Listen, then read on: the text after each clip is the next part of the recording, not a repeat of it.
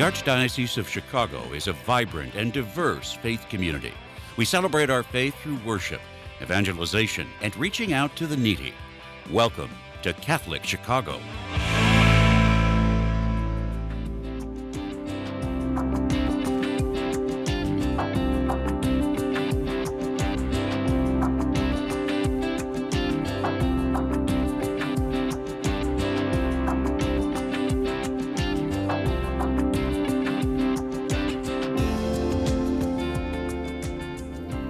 Good morning, welcome to Catholic Chicago. I'm Father Greg Sackwitz, Director of Holy Name Cathedral in Chicago. Unfortunately, Mark Teresi unable to join us here for the program today, but we have a great program lined up. Mission trips are a call to minister and share the gospel domestically and internationally. In March of 2025, a group of young adults from Holy Name Cathedral went on a mission to Santisimo Sacramento Mission in Piura, Peru. They were joined by Father Joseph Uhen and his staff, serving those in the pueblos surrounding Piura.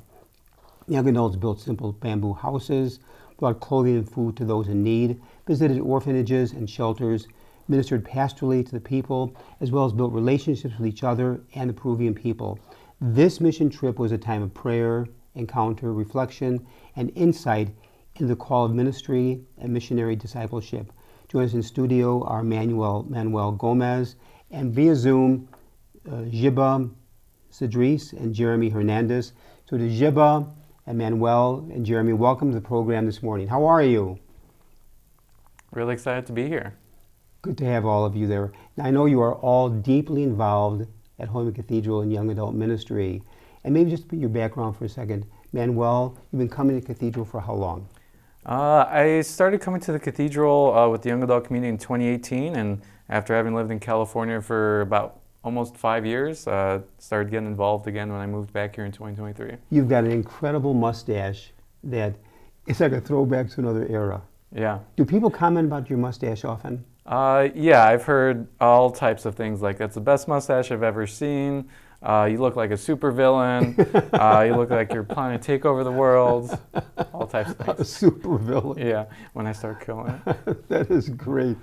And Giba, your background, where you're from, and how long you've been in Cathedral?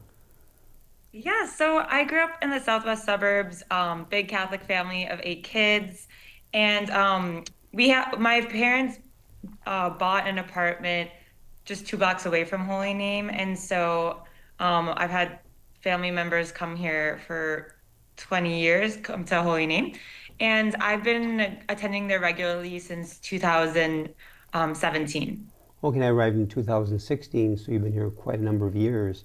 And how about you, Jeremy? Yeah, for sure. So I grew up in the suburbs as well. I went to Catholic school out there, and we moved out here to the city back in 2016 and started coming more and more to Holy Name Cathedral. And I've been involved with the young adult community since early 2023. Now, with that question, why did you get involved in the young adult ministry at Holy Name Cathedral, which is spearheaded by Father Tone Wynn, who's done a magnificent job? I know you're very involved with the young adult ministry. Why did you get involved? Yeah, for sure. So when I got involved with the young adult ministry, it was kind of out of a whim. I really wanted community. I was brand new, fresh out of college, and I wanted to kind of find a home for myself because I knew I wanted to be surrounded with like-minded people. And I give all credit to my sister. Her idea was like, why don't you just talk to the church? We've always found community there. So I sent a blank email to Father Tone, and a couple days later, I ended up helping out with the volunteer pillar at Holy Name Cathedral for young adults, and I really got to give thanks to my sister and Father Tone for trusting me. And the rest is history. Exactly. You are so deeply involved. And Giba, what got you involved in the young adult ministry at the Cathedral? Well, I was living in London for a few years and had a really great group of women that I would meet with. They were all international, and we would go on retreats together, and we would kind of have like a Bible study and all sorts of things. So I was really also searching for that community when I moved back to Chicago. And so I would go to the Theology on Tap, the speaker events, the young adult masses, and the events afterwards. And yeah, I love it.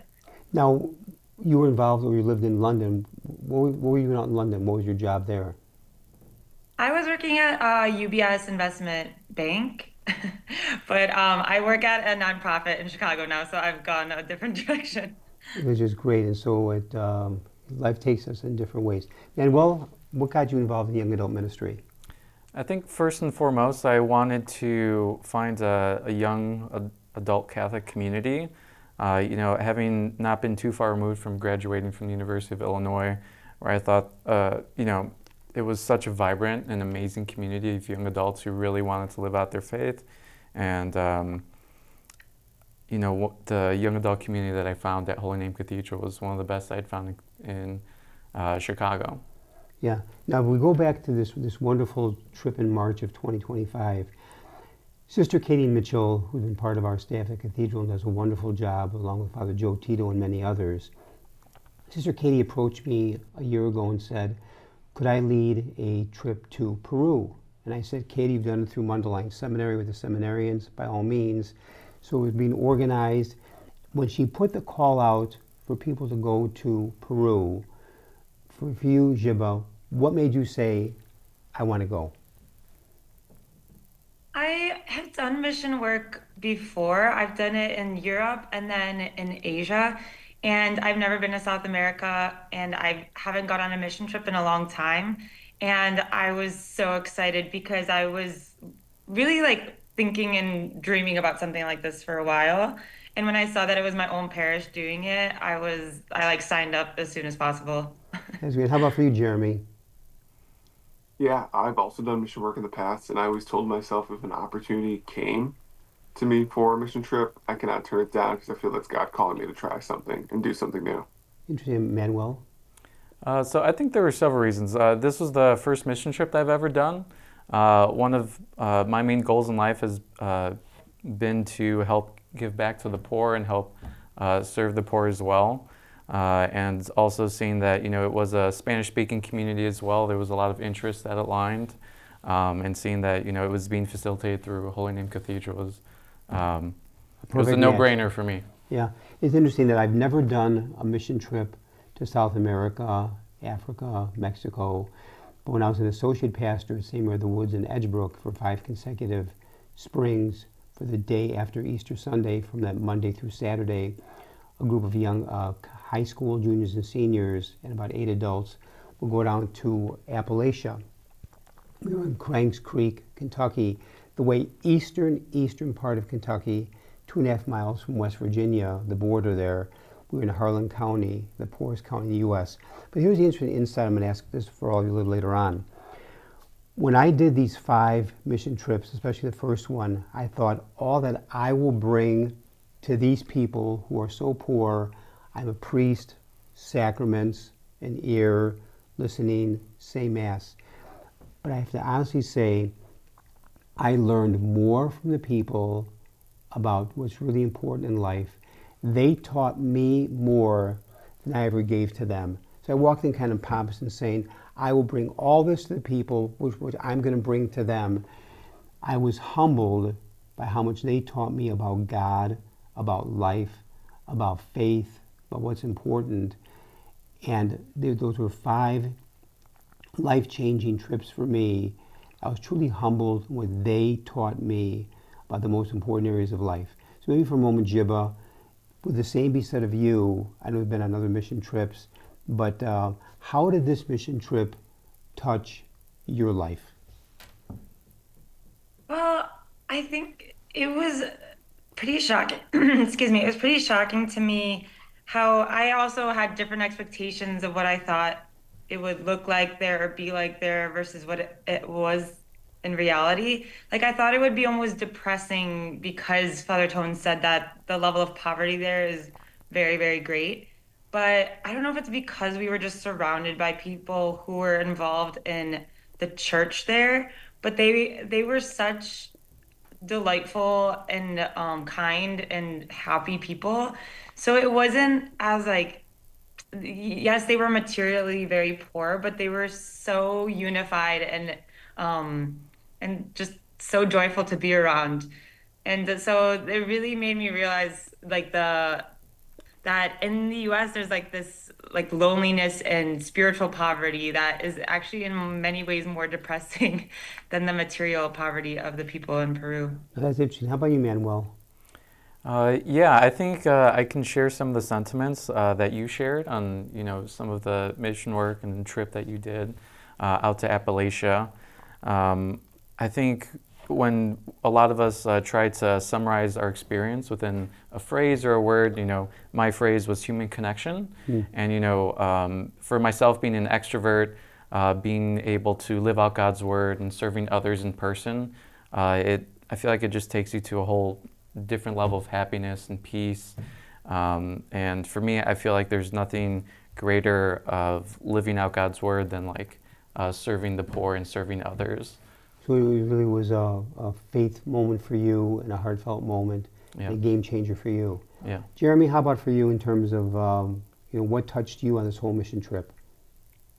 Yeah, definitely, Father. I think one thing that really struck with me was seeing the orphans. We would go pretty much every Sunday to visit an orphanage and talk to the children and play with the children, and it really hit me that these children were so joyful, so joyful, just to be there and being around with each other and having community, and especially having faith every day, going to mass and living and loving their faith was really, really beautiful. Now, along those lines, Jeremy, is there a particular story that so touched your heart you want to share with all of us, or an individual?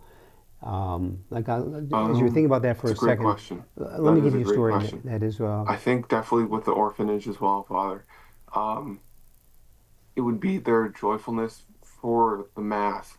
We would hear them sing, and it wasn't like forced singing. It was they were so joyful to go to Mass and preach and sing and practice their singing for the Lord, which was so beautiful. And it's not just one orphanage, but almost all of them. Interesting. Jiba, any particular story or individual that touched your heart?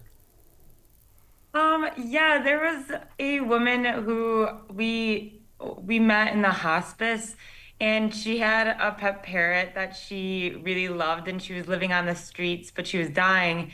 And so this hospice center was trying to get her to leave her parrot and just come to the hospice center, but she didn't want to leave her parrot. So they made arrangements to let the parrot in the hospice center, but it somehow got out. There was a squirrel involved. I'm not really sure what happened, but she was really sad about this. So a few of us members of Holy Name pooled together some money and bought her a parrot. And when we gave it to her, it's like the life just came back into her face, and she was so thrilled. So, That's a great story. So she was going into hospice, wanted to take her parrot with her. They wouldn't let her, but they did. But then the parrot got away, and you guys bought her another parrot. yeah. That's a great story. How about Manuel? I feel like there was a touching story minimum once a day during our entire trip there. I think one of the things that comes to mind is when we were building one of the homes, I think the picture was shown, one of the men that I saw working, who would eventually be living in that home, I noticed he was working in, not everyone there has like full sets of shoes like we have, and he was wearing flip-flops, not only flip-flops, so they were falling apart. And seeing that how hard he was working, where if we were doing that type of work here in the US, you'd have like $200 steel toe protective shoes, and regardless of that, he's still working hard to provide for his family and for the community. Just seeing the spirit and the strength that they have is inspiring. We're going to talk more stories here. We're listening to Catholic Chicago here, and I'm Father Greg Sack with Rector Cathedral. With us to join us are Jiba Cedris, Jeremy Hernandez, and Manuel Gomez. Stay with us here on Catholic Chicago. We'll be back after a few messages.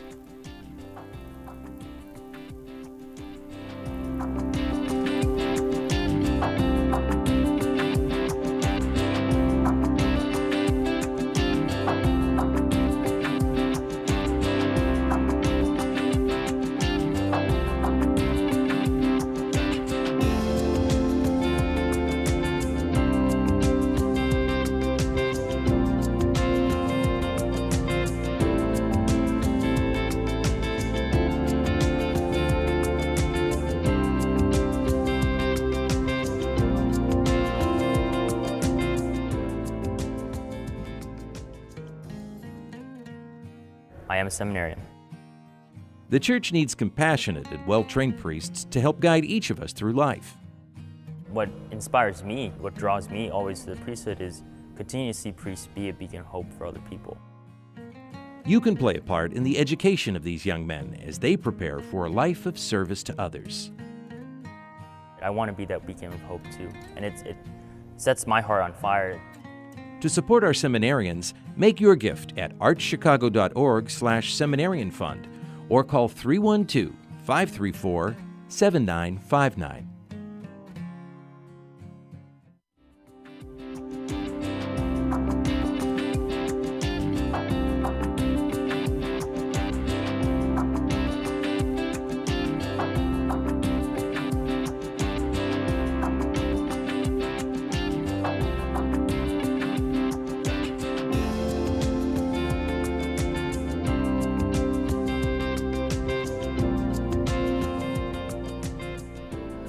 Welcome back to Catholic Chicago. I'm Father Greg Sakowicz, and we have a great program on 3 young adults, part of a group of about 15 that went to Peru for a mission trip. We have with us in studio, we have Manuel Gomez.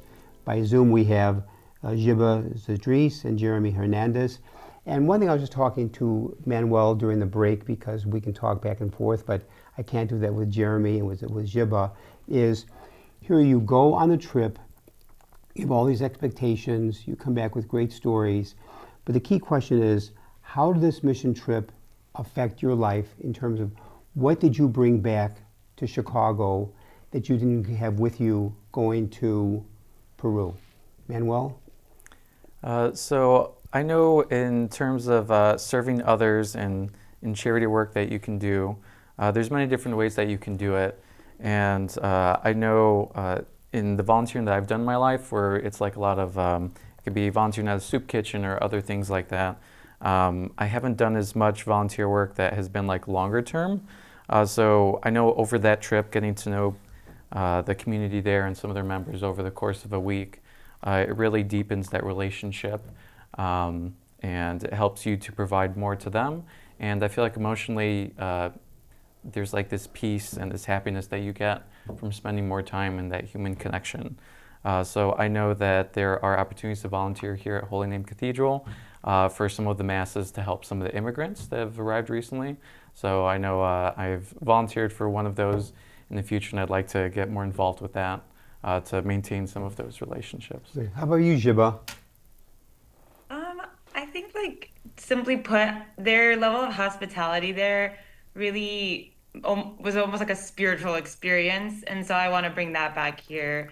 So I've been, even just to be more warm and welcoming to people in church, after church, and also hosting events at my place, and just the amount of hospitality we received was incredible, and I want to get past that on. Let me ask you this, Giba.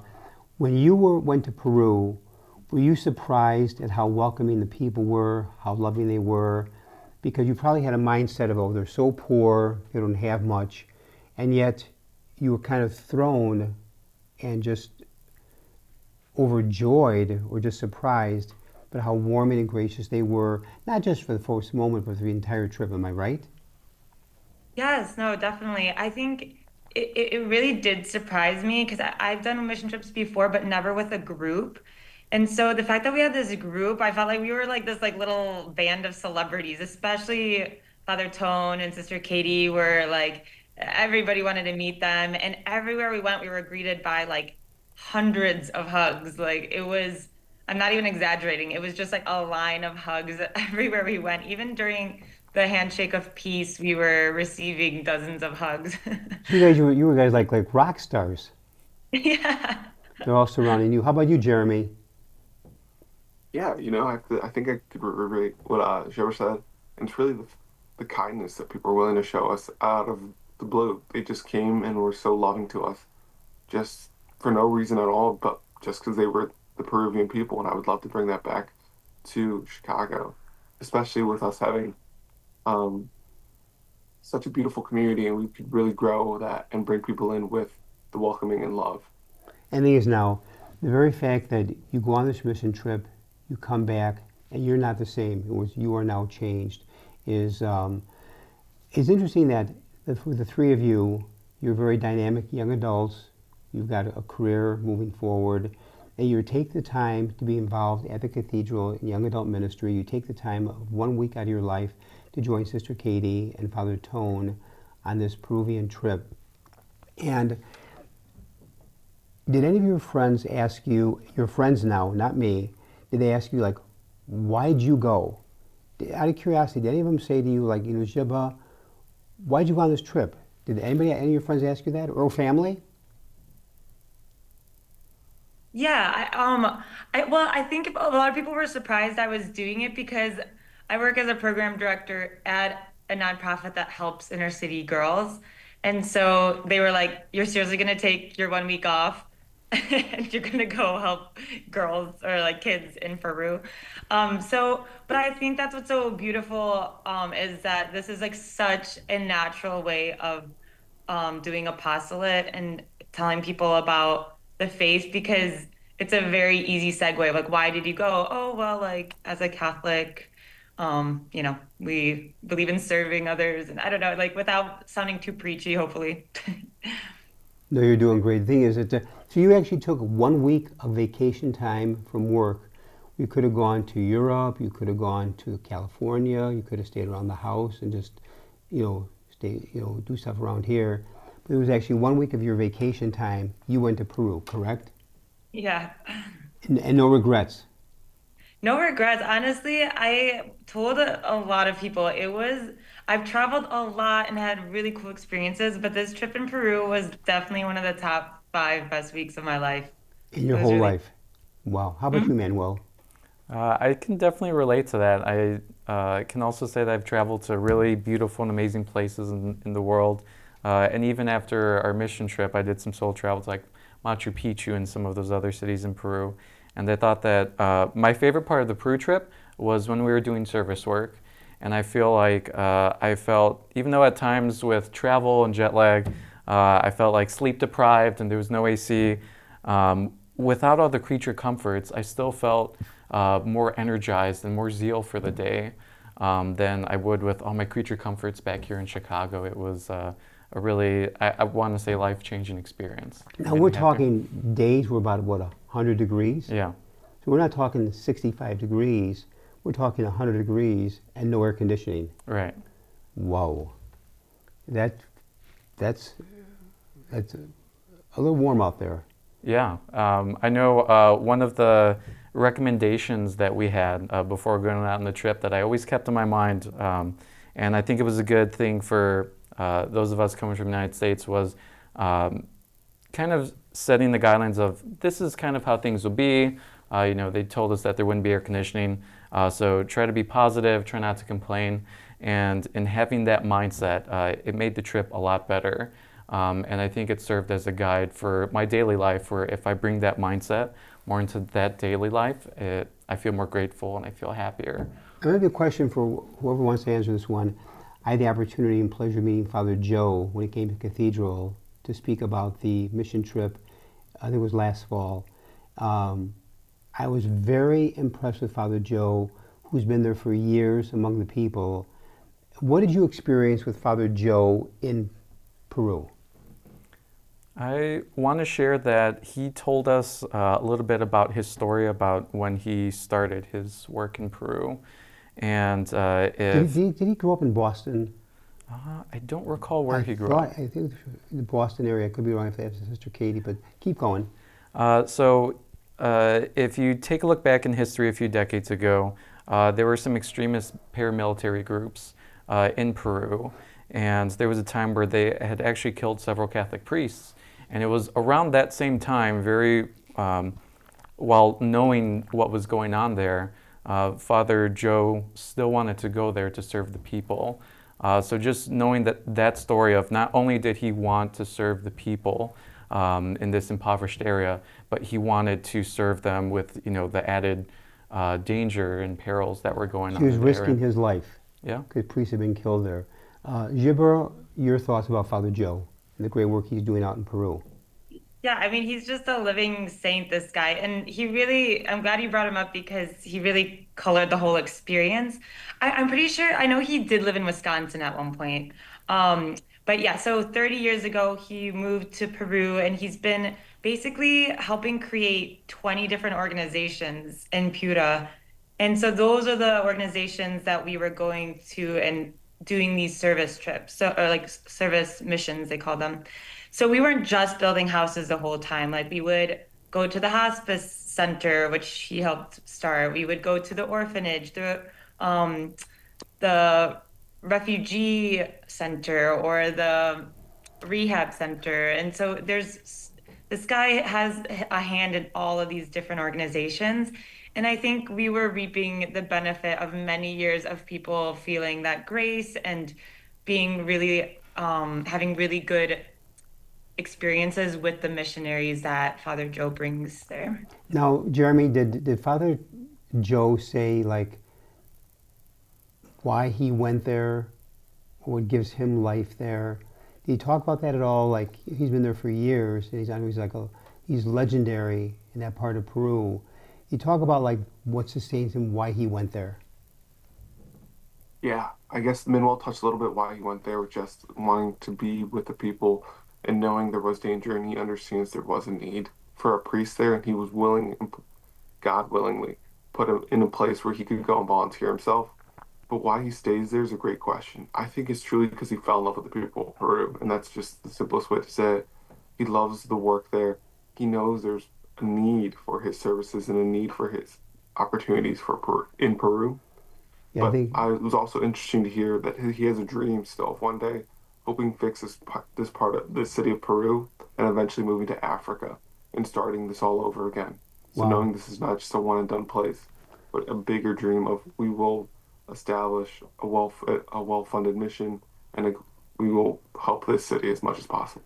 He's been there for a long time, and I think the key is that he fell in love with the people. I can relate to that. I fell in love with the people of Holy Name Cathedral. I love serving the people of God as a priest now at Holy Name Cathedral, so I can relate to Father Joe, not as a missionary, but here in Chicago at the cathedral. And we're going to bring the program to a close, but I just want to thank in a very special way all three of you for joining us on the program today. You know, here's the thing. I look at you, Jiba and Jeremy and Manuel. You are young, you have your whole life in front of you, but you are deep believers connected to Cathedral, but now doing missionary work with Sister Katie and Father Tone and helping out the Cathedral in different ways. And you are the church, and together we are the body of Christ. So I can't thank you enough as the rector for all that you do, with your joy that you bring, and you really are a witness to others, not only what you say, but what you do in action. That actions speak louder than words. So I want to thank in a very special way Manuel Gomez, Jiba Cedris, and Jeremy Hernandez for joining us in the program. Thank you for taking 1 week out of your life to spend time in Peru doing mission work. God bless all of you, and I'll see you at the cathedral, at Mass, at different events, hopefully at the upcoming Road to Emmaus on June 8th. So to our listeners, I want to thank in a very special way Michael May for his great work as our producer and engineer, another great job. So to everyone, God bless all of you. Spring will give way to summer. Amen.